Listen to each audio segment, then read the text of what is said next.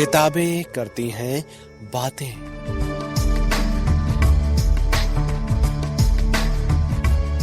आवाज की तरंगों पर मेहनतकश जनता का साहित्य।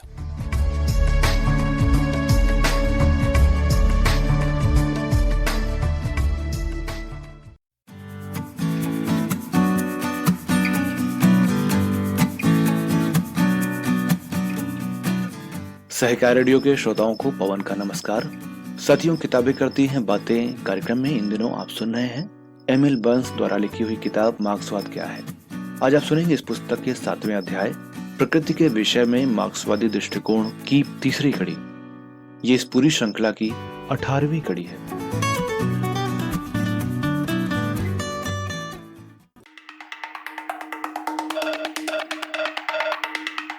अब हम उन तमाम विचारों को एक जगह इकट्ठा कर सकते हैं जो द्वंद्वात्मक भौतिकवाद के अंतर्गत आते हैं।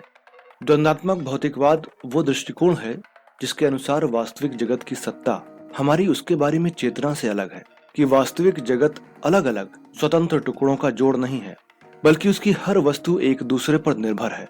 ये वास्तविक जगत स्थिर नहीं बल्कि सदा गतिमान रहता है और उसके कुछ तत्व बढ़ते रहते हैं और कुछ मिटते जाते हैं।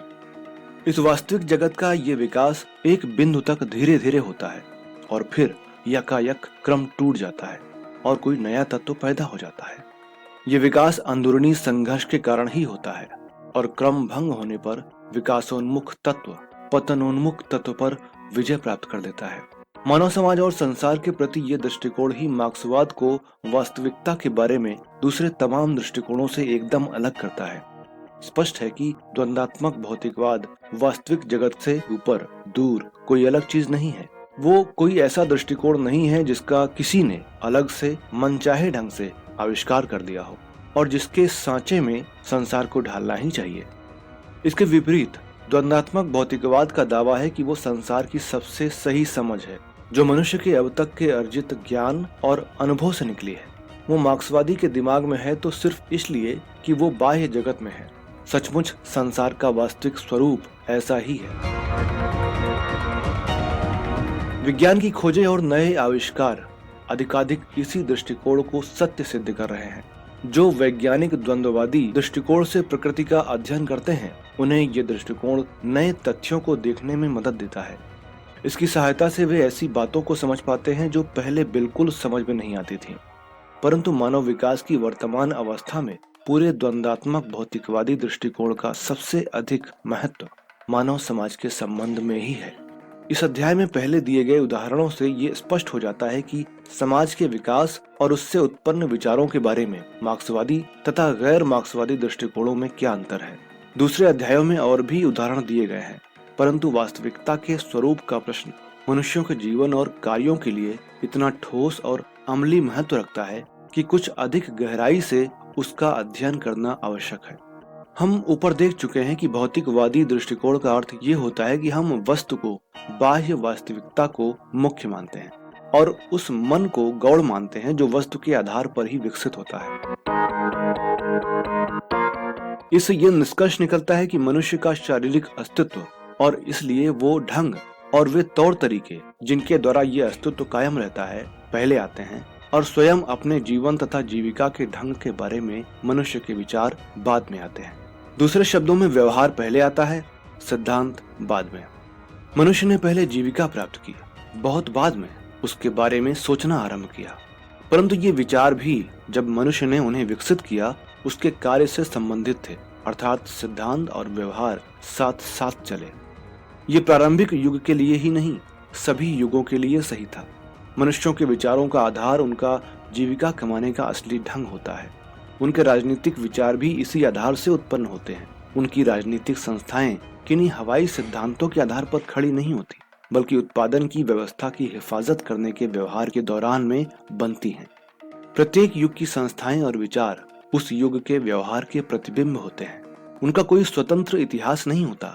वे इस प्रकार विकसित नहीं होते कि एक विचार के बाद दूसरा विचार अपने आप आ जाता हो, बल्कि उत्पादन का भौतिक ढंग बदलने पर ही विचार विकसित होते हैं।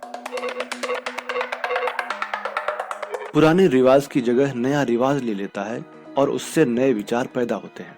परंतु नयों के साथ साथ पुराने विचार और संस्थाएं भी कायम रहती हैं।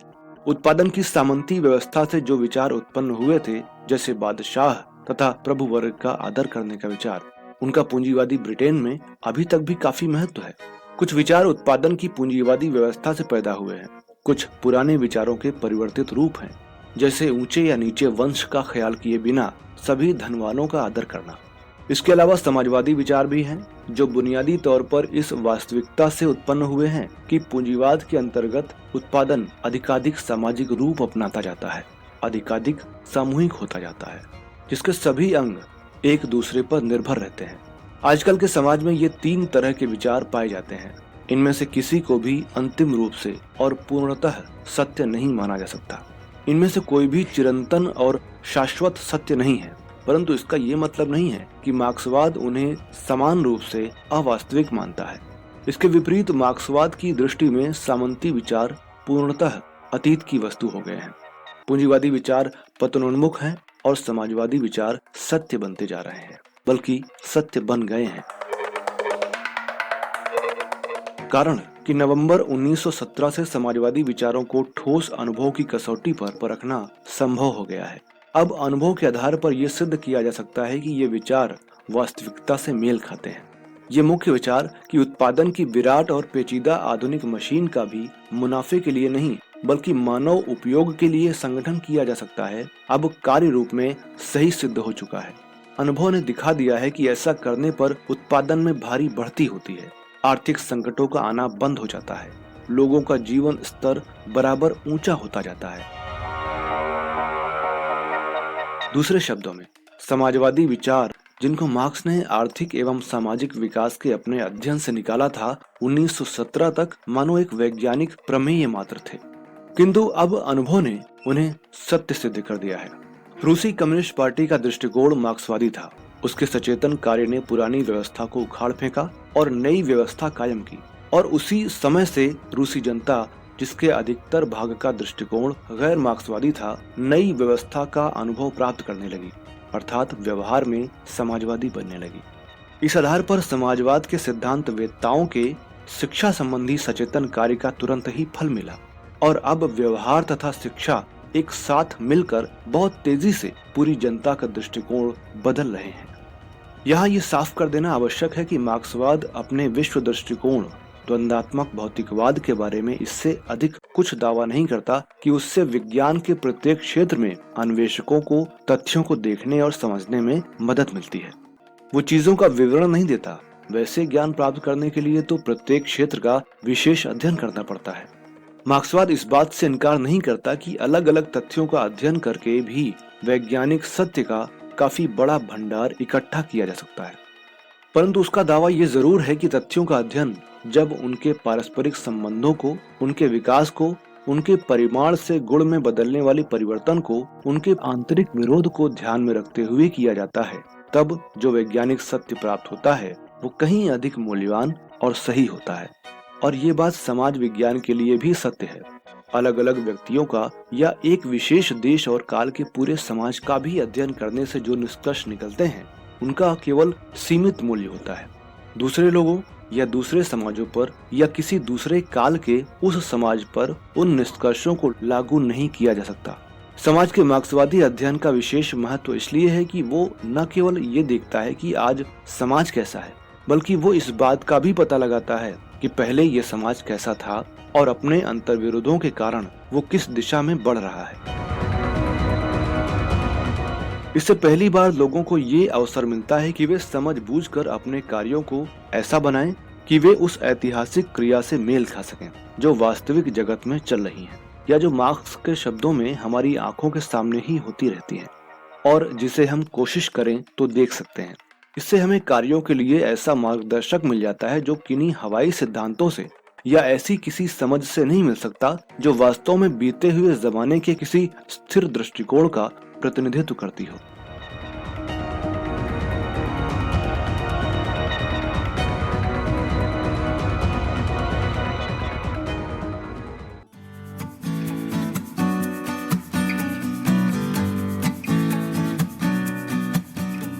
तो श्रोताओं, अभी आप सुन रहे थे कार्यक्रम किताबें करती हैं बातें के तहत एमिल बर्न्स द्वारा लिखी हुई किताब मार्क्सवाद क्या है की ऑडियो रिकॉर्डिंग का 18वां भाग। इस पुस्तिका को प्रकाशित किया है पीपुल्स पब्लिशिंग हाउस नई दिल्ली ने और इसका हिंदी अनुवाद किया है ओम प्रकाश संगल जी ने। अगर आप सहकार रेडियो का कार्यक्रम पहली बार सुन रहे हैं और हमसे जुड़ना चाहते हैं तो व्हाट्सएप पर जुड़ने के लिए हमारे नंबर 9617226783 पर अपने अकाउंट से नाम और जिला या शहर का नाम लिखकर भेजें। अगर आप हमसे यूट्यूब पर जुड़ना चाहते हैं तो हमारा चैनल सब्सक्राइब करें और फेसबुक पर हमसे जुड़ने के लिए हमारा पेज लाइक करें। सहकार रेडियो के संचालन में आर्थिक सहभागिता के लिए सदस्यता लें और आर्थिक सहयोग करें। सभी लिंक और हमारे बारे में विस्तृत जानकारी के लिए हमारी वेबसाइट सहकाररेडियो.com विजिट करें। तो इस श्रृंखला की अगली कड़ी के साथ आपसे फिर मुलाकात होगी। तब तक के लिए दीजिए विदा अपने दोस्त पवन को। नमस्कार।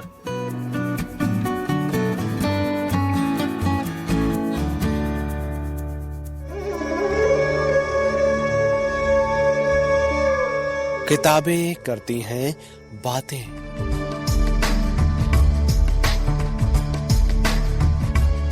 आवाज की तरंगों पर मेहनतकश जनता का साहित्य।